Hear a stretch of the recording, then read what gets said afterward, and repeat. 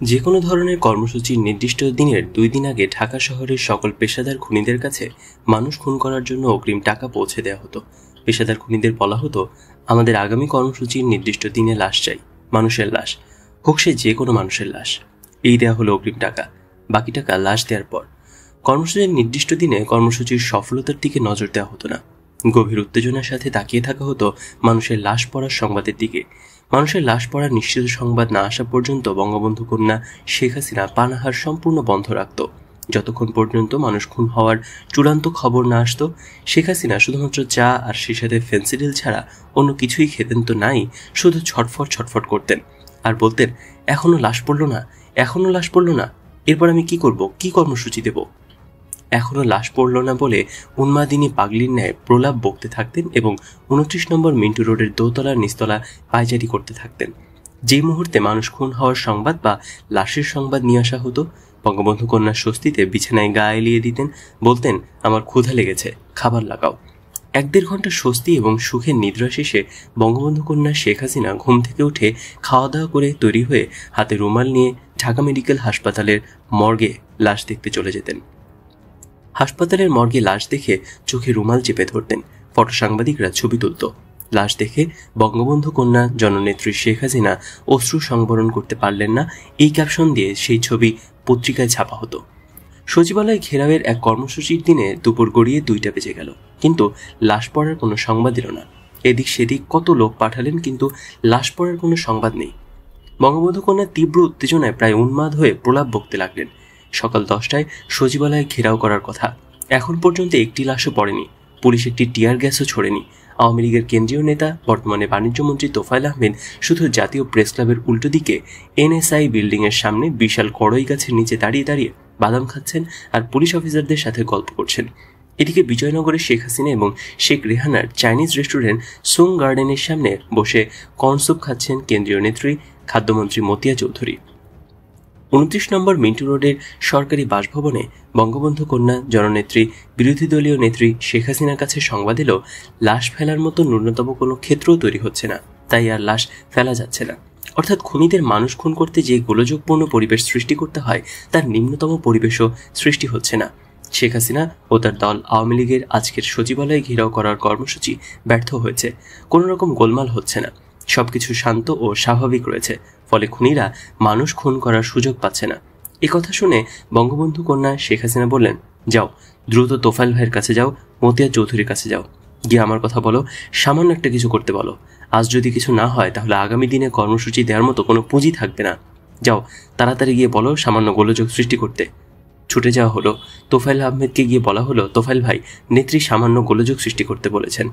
শুনেই ভয়ানক রেগে গিয়ে তোফায়েল আহমেদ বললেন, যাও এখান থেকে, আমি এসবে বিশ্বাস করি না, আমি নিয়মতান্ত্রিক রাজনীতিতে বিশ্বাস করি, আমি ওইসবে বিশ্বাস করি না, আর একবারও তুমি আমাকে ওইসব বলবে না, তুমি যাও এখান থেকে। এই কথা বলে তোফায়েল আহমেদ তাড়িয়ে দিল। এরপর আসা হলো মতিয়া চৌধুরীর কাছে। মতিয়া চৌধুরী সব শুনে প্রথমে চড়া গলায় বলল, আমি এগুলো পারবো না। সঙ্গে সঙ্গে চুপ করে মতিয়া চৌধুরীকে একটা ধমক দিতেই মতিয়া চৌধুরী ভেজা বিড়ালের মতো চুপ মেরে গিয়ে বলল, দেখো আমি মহিলা মানুষ, আমি কি করতে পারি, তুমি বসো, তুমি বসো, বলে চেয়ার থেকে উঠে দাঁড়িয়ে বললেন, স্যুপ খাও, এই এদিকে একটা স্যুপ দেন, বলে সুং গার্ডেনের বয়কে ইশারা করলেন। 29 নম্বর মিন্টু রোডে গিয়ে পরিস্থিতি বলা হলে জননেত্রী শেখ হাসিনা নগদ 1 লক্ষ টাকা দিয়ে বললেন, আমি লাশ চাই, যে করেই হোক লাশ চাই। বেলা তখন 3টা।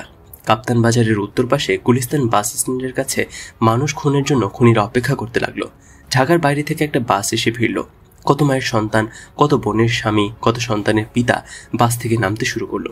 বাস থেকে নাম না জানা নিরীহ 20-30 জন যাত্রীর সামান্য ভিড়। খুনিদের দেশে তৈরি পাইপ গান গর্জে উঠল। পাইপ গানের এক ঝাঁক গুলি নাম না জানা নিরীহ যাত্রীদের বিদ্ধ করল। 14-15 জন যাত্রী পিচ ঢালা রাজপথে লুটিয়ে পড়ল। 29 নম্বর মিন্টু রোডে শকুনের মতো অপেক্ষায় থাকা জননেত্রী শেখ হাসিনা এই সংবাদ দেওয়ার সাথে সাথে তিনি পুলকিত হয়ে বললেন, মরছে তো, মরছে তো, যেভাবে গুলি করা হয়েছে তাতে না মরে বাঁচারও কথা না। যাও যাও মেডিকেল হাসপাতালে যাও, দেখো কয়টা লাশ পড়ছে, দেখে আমারে খবর দাও, এই ক্ষুধা লাগছে, খাবার দাও। হাসপাতাল থেকে ফিরে এসে বলা হলো 3টা লাশ পড়েছে। শেখ হাসিনা তৈরি হতে হতে হাতে রুমাল নিয়ে মেডিকেল হাসপাতালে মর্গে গিয়ে গুলিতে নিহতদের লাশ দেখে চোখে রুমাল দিলেন। ফটো সাংবাদিকরা ছবি তুললেন, পত্রিকায় সেই ছবি ছাপা হলো। আওয়ামী লীগ নেত্রী এবং বঙ্গবন্ধু কন্যা শেখ হাসিনা আওয়ামী লীগের অন্যান্য নেতাদের চাকর তুল্যও মনে করেন না। তার কাছে তার বাসার একটা চাকরের যে মূল্য আছে, যে কদর আছে, যে মর্যাদা আছে, আওয়ামী লীগের নেতাদের তাও নেই। আওয়ামী লীগ সভানেত্রী শেখ হাসিনা আওয়ামী লীগ নেতাদের সম্পর্কে প্রকাশ্যেই বলতেন, এরা সব তো ধান্দাবাজি আর চাঁদাবাজির জন্য আমার সাথে আওয়ামী লীগ করে।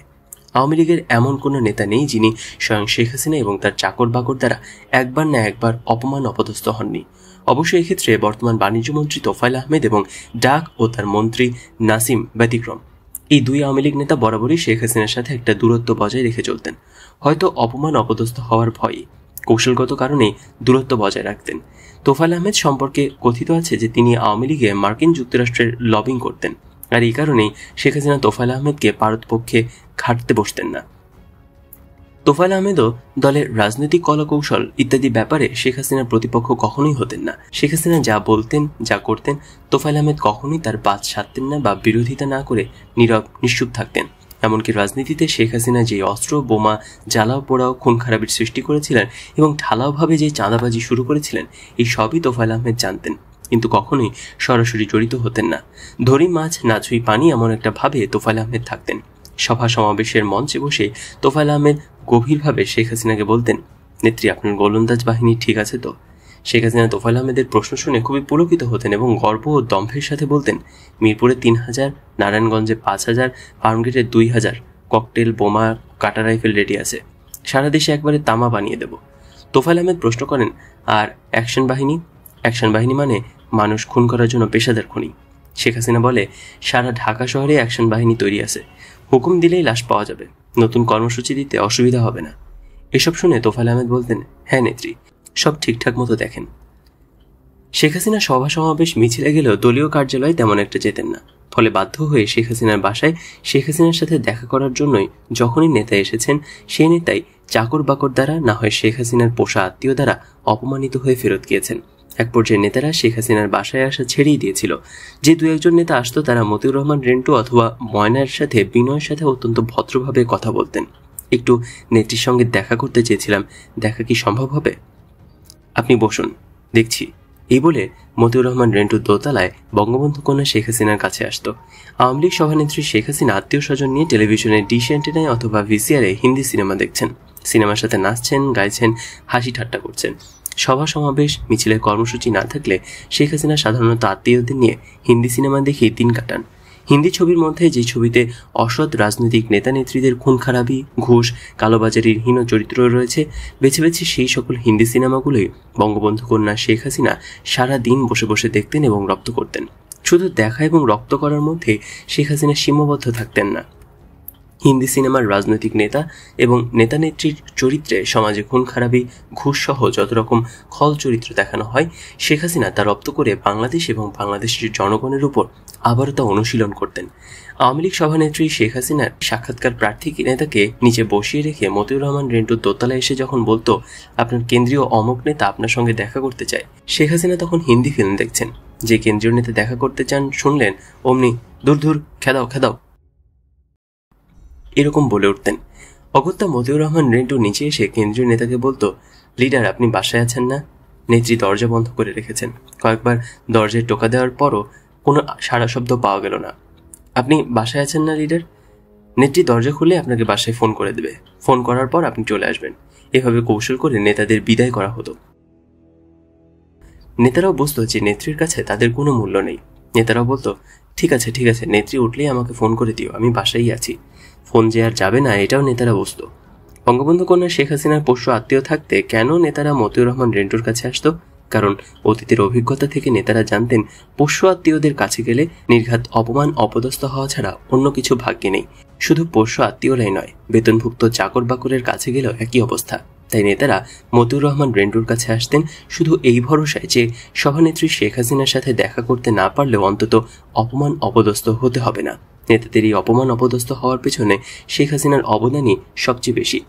বঙ্গবন্ধু কন্যা শেখ হাসিনা স্বয়ং নিজে নেতাদের দূর দূর করতেন, অপমান অপদস্থ করতেন বলেই তার পোষ্য আত্মীয় এবং চাকর বাকরেরাও তাই করতেন।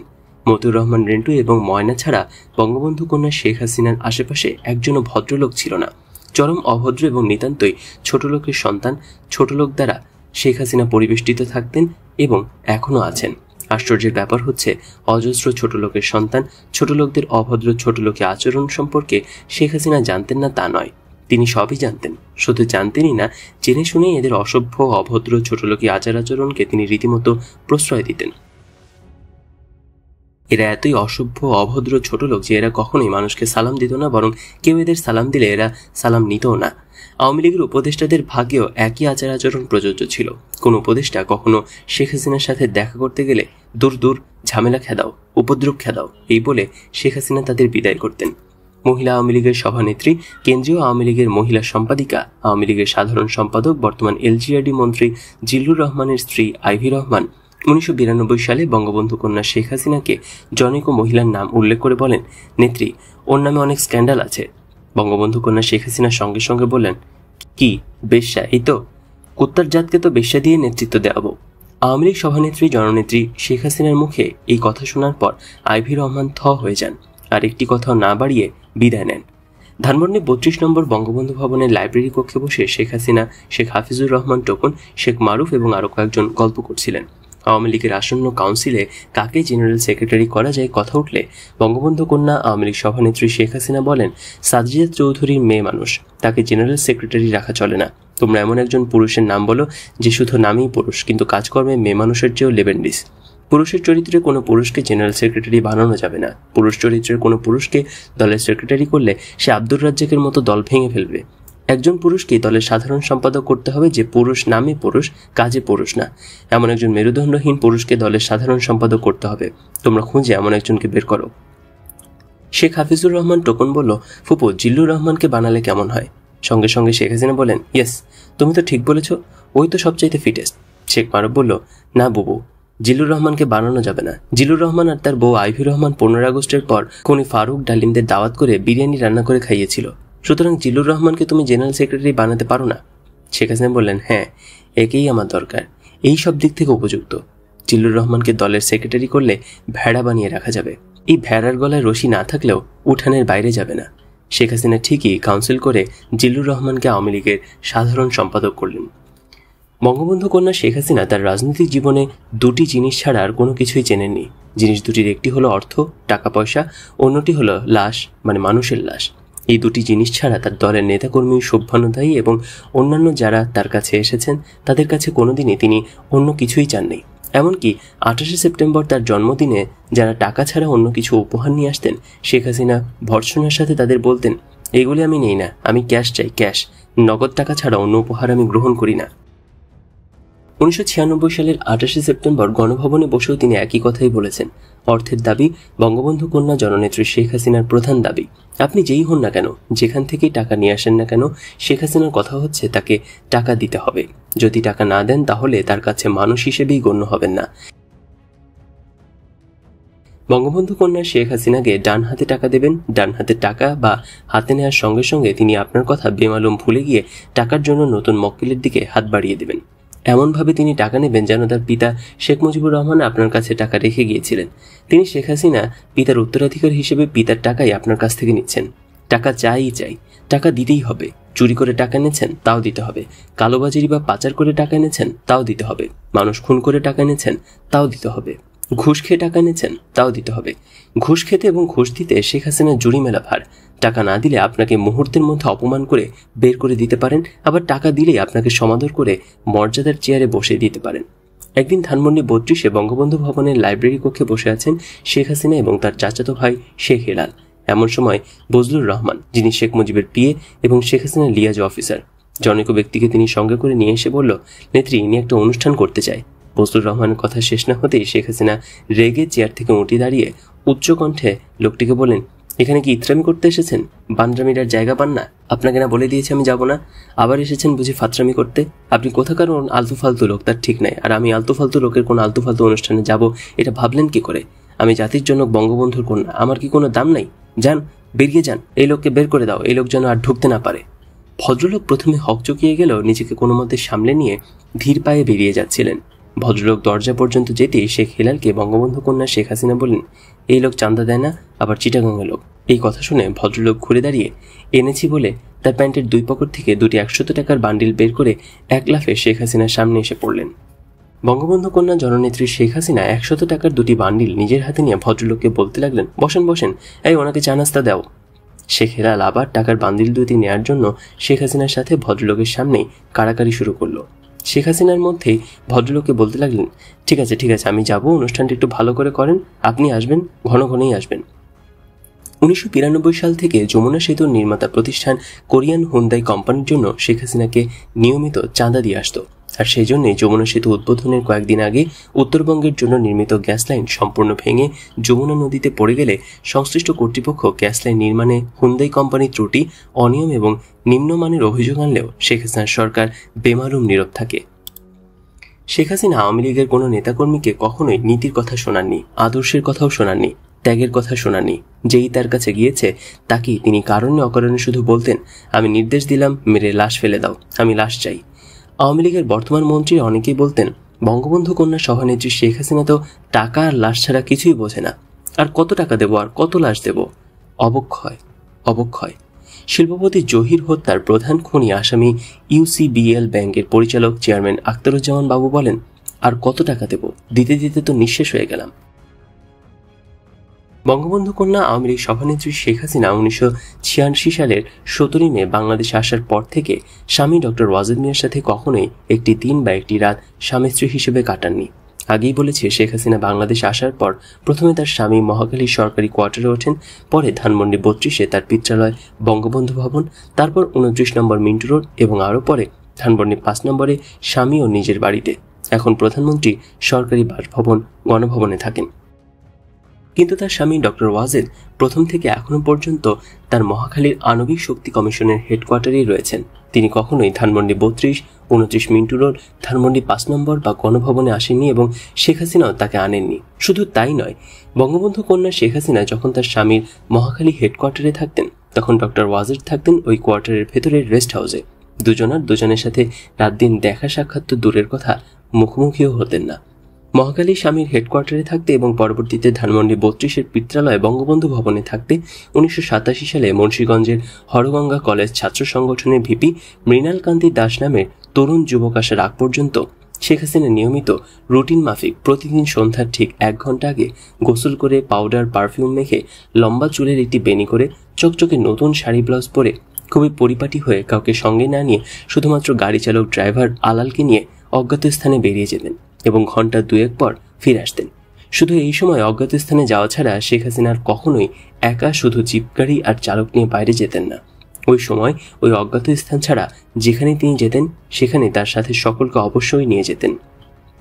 1987 সালে মুন্সিগঞ্জের হরগঙ্গা কলেজ ছাত্র সংসদের ভিপি তরুণ যুবক মৃণাল কান্তি দাসের সাথে বঙ্গবন্ধু শেখ হাসিনার পরিচয় হয় এবং পরিচয়ের পর থেকে মৃণাল কান্তি দাস ধানমন্ডি 32 নম্বরে বঙ্গবন্ধু ভবনে দিবারাত্রি সার্বক্ষণিকভাবে থাকতে শুরু করলো। শেখ হাসিনা তখন ওই বাড়িতেই থাকেন। শেখ হাসিনা ধীরে ধীরে নিয়মিত রুটিন মাফিক সন্ধ্যার আগে অজ্ঞাত স্থানে যাওয়া ছেড়ে দিলেন। অধিক রাত পর্যন্ত, এমনকি গভীর রাত পর্যন্ত ধানমন্ডি 32-এর বঙ্গবন্ধু ভবনের লাইব্রেরিতেই অবস্থান করতে লাগলেন। এদেশের সকল হিন্দু একেবারে কায়মনে হিন্দুস্তানে বিশ্বাস করে। হিন্দুরা এই দেশে থাকলেও হিন্দুস্তান বা হিন্দু রাষ্ট্র ভারতকেই তাদের দেশ বলে মনে করে। বাংলাদেশকে কখনোই হিন্দুরা তাদের দেশ মনে করে না। তবে তাদের আকাঙ্ক্ষা বাংলাদেশ একদিন না একদিন হিন্দুদের রাজ্য ভারতের দখলে যাবে। আর এই বিষয়ে তারা আওয়ামী লীগকে নিকট বন্ধু মনে করে। এদেশের হিন্দু সম্প্রদায়ের দৃঢ় বিশ্বাস একমাত্র আওয়ামী লীগই হচ্ছে বিশ্বস্ত এবং নির্ভরযোগ্য রাজনৈতিক দল, যে দলের মাধ্যমে বাংলাদেশকে একদিন না একদিন হিন্দুস্তানের অধীনে নেওয়া যাবে। আর এই কারণেই এদেশের আপামর হিন্দু সম্প্রদায় আওয়ামী লীগকে সমর্থন করে এবং আওয়ামী লীগকে ভোট দেয়। হিন্দু বৌদ্ধ খ্রিস্টান ঐক্য পরিষদের মহাসচিব ঢাকা বিশ্ববিদ্যালয়ের শিক্ষক ডক্টর নিমচন্দ্র ভৌমিকের মতে আওয়ামী লীগই হচ্ছে এদেশের একমাত্র রাজনৈতিক দল, যে দল ভারত পাকিস্তান দ্বন্দ্বে বা সংঘর্ষে ভারতকেই সমর্থন জানাবে, শক্তি যোগাবে। এই জন্যই এদেশের হিন্দু সম্প্রদায় আওয়ামী লীগকে ভোট দেয়, শক্তি যোগায়। স্বল্প শিক্ষিত মিষ্টির দোকানদার রামহরি মজুমদারের মতে একদিন দেখবা আওয়ামী লীগে কোনো মুসলমানই থাকবে না, তখন এই আওয়ামী লীগই হিন্দু লীগ হইব। আমরা জয় হিন্দে বিশ্বাস করি, জয় হিন্দ জয় বাংলা স্লোগানটা মিলে দেখো না, আবার জয় দুর্গা জয় মা কালী জয় বাংলা একই ধ্বনি। তাইলে আওয়ামী লীগ করুম না কেন? তা করুমটা কি? আওয়ামী লীগ তো আধা হিন্দুই, একসময় পুরোটাই হিন্দু হয়ে যাইব। নাম প্রকাশে অনিচ্ছুক বাংলাদেশ ক্যাডার সার্ভিসের সদস্য বন বিভাগের উচ্চপদস্থ হিন্দু কর্মকর্তার মতে আওয়ামী লীগ হচ্ছে স্বাধীনতায় বিশ্বাসী দল, তাই হিন্দু সম্প্রদায় আওয়ামী লীগে বিশ্বাসী সম্প্রদায়। এদেশের হিন্দুরা আওয়ামী লীগকে শুধু ভোটই দেয় না, অর্থ দেয়, বুদ্ধি দেয়, এবং তারা শুধু এখানেই সীমাবদ্ধ থাকে না। এদেশের হিন্দু সাংবাদিকরা সংবাদ পরিবেশনের ক্ষেত্রে আওয়ামী লীগের পক্ষে পক্ষপাতিত্ব করে। সবচাইতে ভয়ের এবং বিস্ময়ের ব্যাপার হলো হিন্দু বিচারপতিরাও বিচারে পক্ষপাতিত্ব করে। হিন্দু বিচারপতিগণ বিচারপতির আসনে বসে প্রথমেই বোঝার চেষ্টা করেন বাদী বা বিবাদী কোনো রাজনৈতিক দলের সমর্থক নাকি। যদি আওয়ামী লীগের লোক বা সমর্থক হয় তাহলে তাকে যতটা সম্ভব লঘু দণ্ড দেওয়া হয়, আর যদি আওয়ামী লীগের লোক বা সমর্থক না হয় তাহলে তাকে যতটা সম্ভব গুরুদণ্ড দেওয়া হয়। প্রশাসন বা ব্যবসায় থাকা হিন্দু সম্প্রদায়ের বৈধ বা অবৈধভাবে তাদের উপার্জিত অর্থের একটা অংশ অবলীলাক্রমে শেখ হাসিনাকে দেয় এবং বাকি সম্পূর্ণ অংশ ভারতে পাচার করে।